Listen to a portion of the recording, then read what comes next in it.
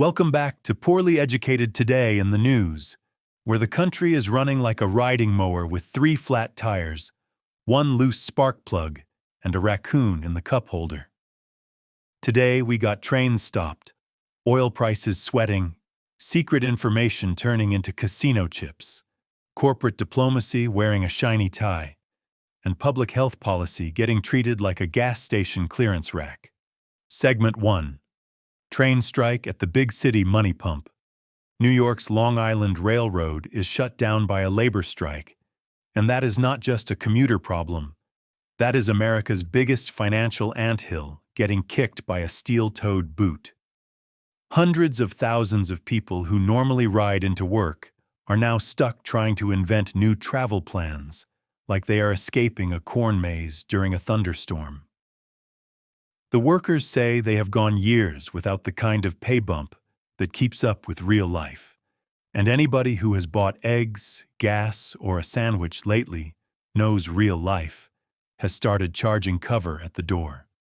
The MTA says the workers already make good money, and that giving them everything they want could blow up the budget and jack up fares, which is the government version of saying the barn is on fire, but the hose is on layaway. So now regular riders are the meat in the government bologna sandwich, standing on crowded platforms while people in suits argue over percentage points like they are dividing treasure from a pirate ship. And of course, because this is America, the train strike immediately became a political slap fight. Governor Kathy Hochul is blaming the Trump administration for letting the labor mess get this far, while President Donald Trump says he barely knew about it, and then offers to fix it like a man who just found a wrench in the junk drawer and thinks he is a certified mechanic. This is the part where everybody acts shocked that public infrastructure depends on workers, funding, planning, and not just inspirational speeches next to a ribbon cutting. A train system is not magic. It is thousands of people doing specific work, and when the pay dispute gets ignored long enough, the whole thing folds up like a cheap lawn chair at a family reunion.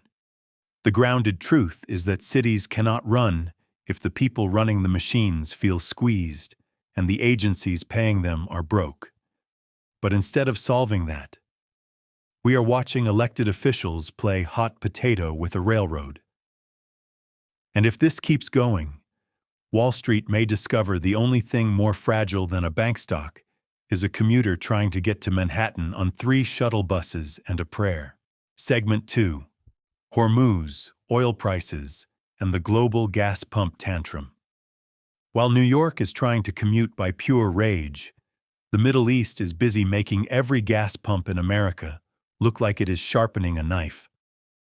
The U.S.-Iran conflict has turned the Strait of Hormuz into the world's most expensive clogged drain, and when that choke point gets blocked, oil prices start jumping around like a bullfrog in a skillet. President Trump is now warning Iran that the clock is ticking, which is not exactly the soothing diplomatic language you want when global markets are already chewing their fingernails down to the knuckle. Iran wants reparations, recognition, and relief from blockade pressure, while the United States wants Iran to give up major nuclear capacity, reopen shipping, and quit acting like the toll booth operator for planet Earth's oil supply. That is not a negotiation. That is 2 cats locked in a truck cab with 1 tuna sandwich. Then came the drone strike near the Baraka nuclear facility in the United Arab Emirates, which is the kind of phrase that makes insurance companies leave the room quietly and start drinking out of a shoe.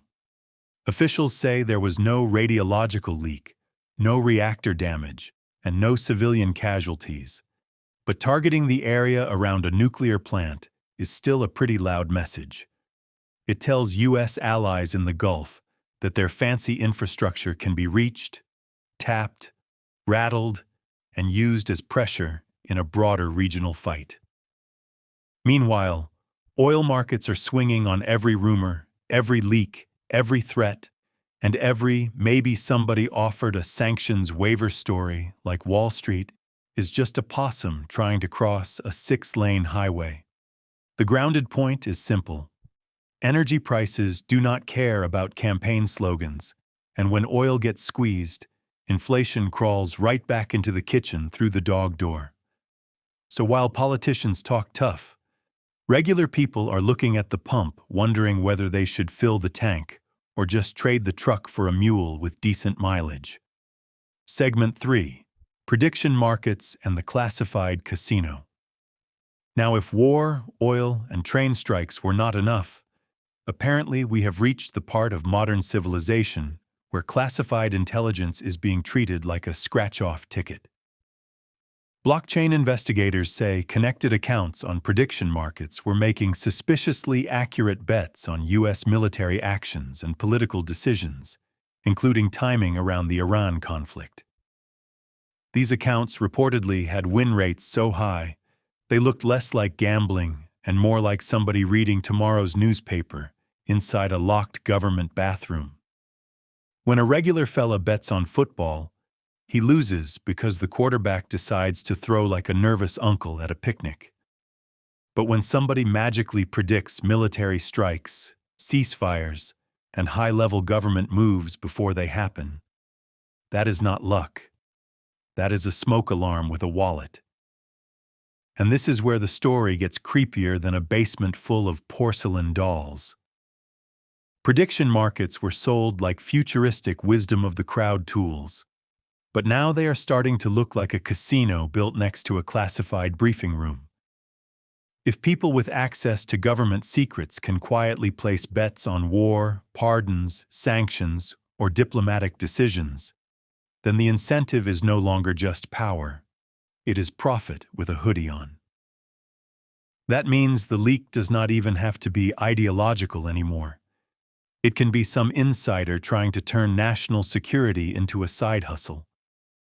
The grounded problem is that our laws were built for old-fashioned insider trading, like executives knowing earnings reports before the public, not some crypto wallet betting on whether missiles fly by Thursday. So congratulations, America. We have invented a system where state secrets can be monetized faster than a county fair funnel cake stand. And somehow the funnel cake stand has more oversight. Segment 4. Trust funds, Beijing, and corporate diplomacy in a nice suit. Speaking of money-wearing camouflage, President Trump's financial disclosures are causing a whole new kind of headache. The filings reportedly show a giant pile of stock transactions by discretionary trusts, with trades in companies tied to tech, defense, artificial intelligence, immigration enforcement, and regulatory decisions. The official line is that the president does not control the trades directly, which may be legally important. But politically, it still looks like a fox saying he only owns the chicken coop through a third-party management structure.